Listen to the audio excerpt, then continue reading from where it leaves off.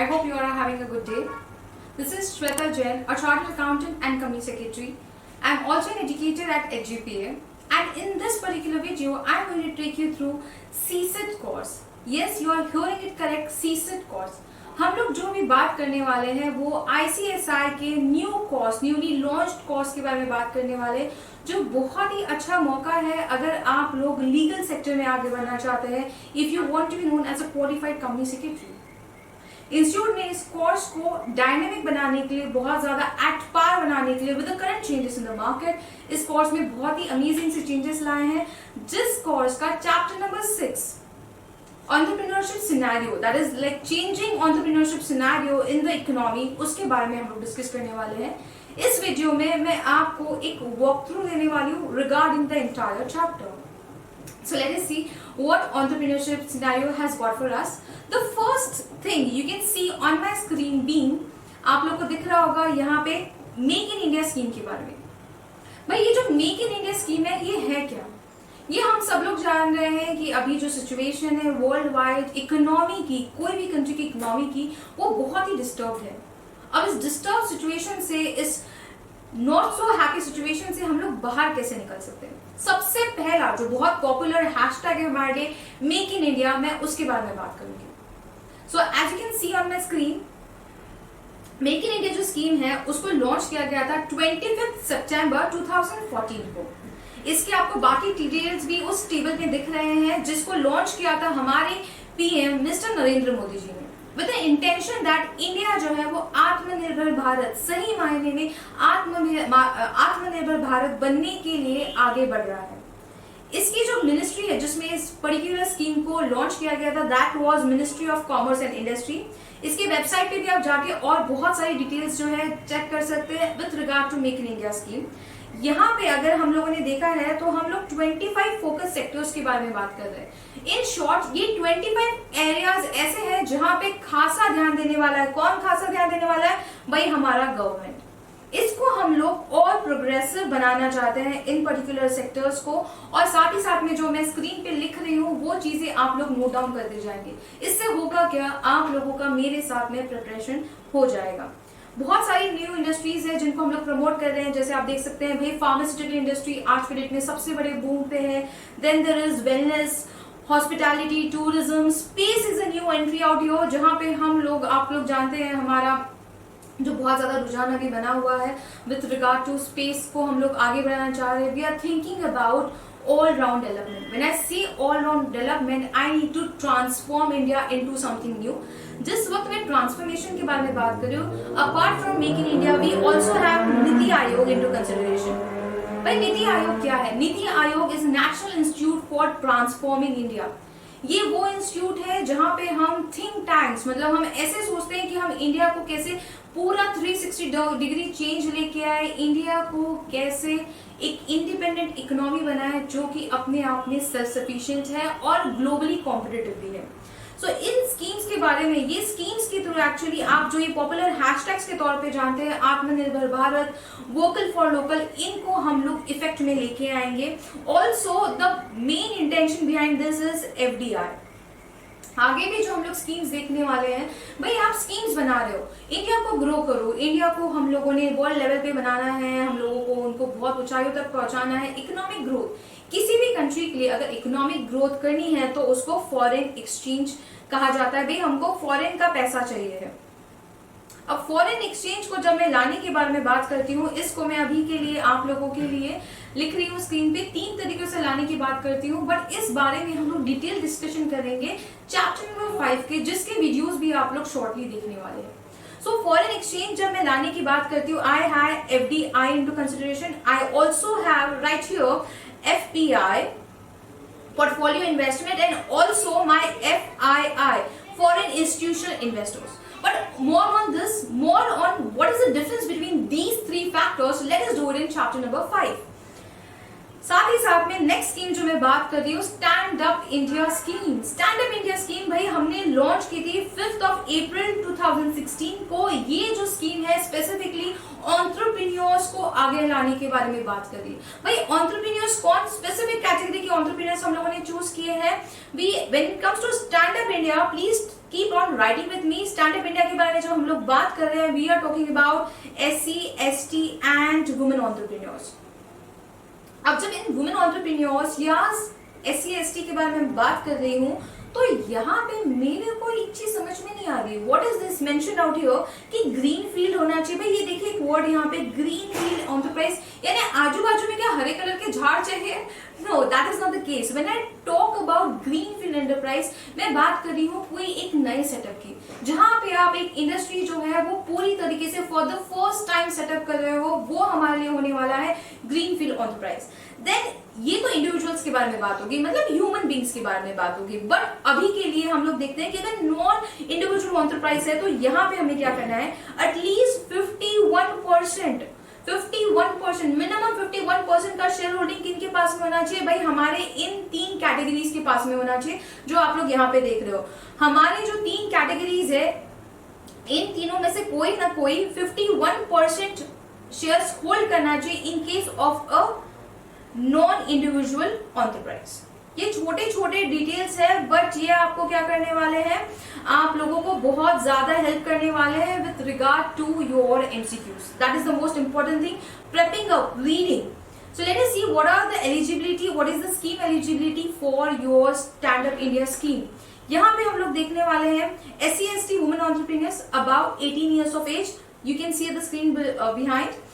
Loans under the scheme is available only for greenfield projects. Greenfield projects का मतलब भी वहाँ पे स्पेसिफाई किया हुआ है। इसका मतलब ये है कि आप लोगों को फर्स्ट टाइम एंटरप्रेन्योर्स को आगे बढ़ाना है, और अगर नॉन इंडिविजुअल एंटरप्राइजेस है तो वहां पे 51% से ज्यादा इन तीनों में से किसी कैटेगरी में शेयर होल्डिंग रहनी चाहिए। एंड लास्ट, सबसे इंपॉर्टेंट, भाई अगर आप डिफॉल्टर है तो हम आपको इस स्कीम में वेलकम करेंगे क्या? बिल्कुल भी नहीं। हम कहेंगे आपको no entry in this scheme.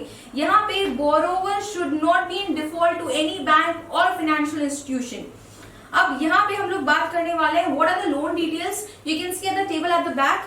सबसे पहला नेचर के लोन के बारे में बात करें। भाई लोन का नेचर कैसा है? Composite loan, that means term loan plus working capital loan would be between 10 lakh to 1 crore rupees. यहाँ पे हम लोग इतना बड़ा अमाउंट आपको बिजनेस सेटअप करने के लिए देने वाले हैं, पर्पस ऑफ लोन, ताकि आप अपना न्यू बिजनेस सेटअप कर सके। छोटे छोटे एंटरप्रेन्योर्स को आगे लाने के बारे में बात कर रहे हैं।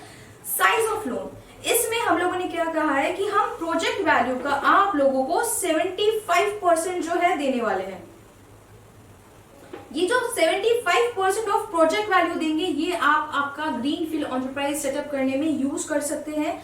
And also there are other details which are given. मेरे लिए जो सबसे इंपॉर्टेंट लिमिट जो चीज है वो ये है कि रीपेमेंट क्या है।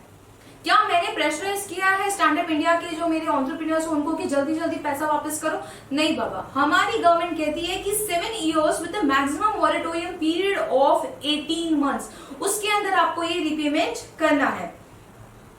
Going towards startup India scheme. Startup India scheme के बारे में बात कर रहे हैं तो सबसे पहला जो इंपॉर्टेंट पॉइंट आता है वो ये आता है कि ये जो 3 लोग हैं, 3 फॉर्मेशंस को ही हम लोगों ने अलाउ किया है स्टार्टअप जैसे रजिस्टर करने के लिए। आपके partnerships, then your LLPs and companies, इन्हीं तीनों को हम लोगों ने स्टार्टअप के रजिस्ट्रेशन के लिए अलाउ किया है। Also startup India is a promising scheme launched by Shri Narendra Modi ji on 16 January 2016। Recently launch scheme है, इसका हम काफी अप्रिसिएशन भी देखते हैं आजकल। Next is my skill India mission. जब स्किल इंडिया मिशन के बारे में बात कर रहे हैं, again this scheme is launched by our prime minister, is quite popular in launching schemes. तो यहाँ पे लॉन्च्ड बाय मोदी जी। इसका date of launch is 15 July 2015। Almost like 5 years ago इसको अनाउंस किया गया था and it was done under the ministry of skill development and entrepreneurship. आपको जो भी स्कीम्स की वेबसाइट्स दिख रही है, उन वेबसाइट्स पे आप लोग क्या करेंगे, जाएंगे, उसको स्क्रॉल आउट करेंगे और साथ ही साथ में उससे और इन्फॉर्मेशन देखने के आपको इंटरेस्ट आएगा। What happens when it comes to subject like CSAT, आप यहाँ पे ना आपको ऐसा लगता है कि this are just on paper. No, but this is not on paper. हर चीज की आपको वेबसाइट दी गई है ताकि आप लोग इसको स्क्रॉल डाउन कर सके, वहां पे चेक कर सके कि व्हाट इज एग्जैक्टली हैपनिंग। इसके लिए हमारे पास डिफरेंट स्कीम्स वगैरह है जो हम लोग डेफिनेटली दूसरे लेक्चर्स में बात करेंगे। नेक्स्ट जो हमारे लिए एक इंपॉर्टेंट कॉन्सेप्ट है दिस पीडॉट। पीडॉट क्या है आपके लिए? Pre departure orientation program. इस प्रोग्राम को हम थोड़ा सा डिटेल में देखते हैं। भाई ये प्रोग्राम को हम लोगों ने लॉन्च किया था 27th of March 2017। Also, it was launched by Ministry of External Affairs and MSDE. MSDE and MEA have been pioneer in launching these schemes. MEA is your Ministry of External Affairs, and also MSDE, that is Ministry of Skill Development and Entrepreneurship. इसमें हम लोग क्या करते हैं भाई, pre dot program is delivered by trainers who have undergone training of trainers. मतलब P dot program में हमारा आता है train the trainers program, ToT जिसको कहते हैं, और ये जो हमारी ट्रेनिंग है ये प्रोवाइड करता है हमारा MSDE in collaboration with ministry of external affairs. यहाँ पे आप लोग जो लास्ट देख रहे हैं that is investment in physical infrastructure. When I talk about investment in physical infrastructure, I don't want just fall claims. As an Indian citizen, I want the infrastructure to be less burdensome, to improvise in terms of availability, in terms of pressure being created on my infrastructure. So that is why you see lot of metro projects being run around you. यहाँ पे बहुत सारा metro projects, bridges वगैरह पे काम चल रहा है with regard to this only. If you see clearly around you, you can see all the schemes operational and also can see how they are executed. The last point, why entrepreneurship in India? Are entrepreneurs definitely needed or not needed? We need entrepreneurs. Why? Because entrepreneurs are your spark plugs. These spark plugs help you to actually rotate the economy, to make the economy advance towards rapid thinking and innovation. आज के date में जब हम मोदी जी की मन की बात सुनते हैं, उनके कोई भी ओरिएंटेशन सुनते हैं, we all think in one line that we need to transform India. And when we talk about transforming India, it is not going to be an overnight solution. We need to work towards it, and to work towards it, we have so many policies which help us to go ahead. So going further, I am going to make sure that the bottlenecks in entrepreneurship, और या जो जिस वक्त आप लोग बोलते हैं कि एंटरप्रेन्योर्स जो है आगे बढ़ना चाहिए, उस समय मुझे एक चीज ये ध्यान में रखनी है कि एंटरप्रेन्योरशिप बोलने के लिए जितना आसान वर्ड है उसमें उतने ही चैलेंजेस भी आते हैं। And what are those challenges? Those challenges are nothing but the bottlenecks, the troubles which an entrepreneur goes through. No doubt we are on a regular basis as Government of India, we are trying to overcome these challenges. So let us have a quick glance on what kind of challenges an entrepreneur faces in India. Inefficient time management, that is there. You need to utilize your time effectively and properly. इसमें हम लोगों को जो help कर रही है Government of India, that is through ease of doing business. Ease of doing business के through government of India हमें जो बिजनेस करने के लिए जितने लोन्स, प्रोसीजर्स, हमारे को फॉर्मेलिटीज है, उसको डे बाय डे कम कर रही है। And that is how we are now in the 63rd ranking globally among 190 countries. Please note down, it is very important for you from the examination point of view. यहाँ पे हम लोग कोशिश कर रहे हैं, then lack of money funds के लिए हम लोगों के पास में सोल्यूशन क्या है? We are getting FDI. Too much noise, बहुत ज्यादा हल्ला मचाते हैं, काम छोटा सा करते हैं, हल्ला बहुत ज्यादा मचाते हैं। Small and non existent network, yes, networking in a big way helps you, but yes, we are going to improvise this. And growing too much too soon, this is a point where we saw lot of big chains, lot of big entrepreneurs go down the drain in this.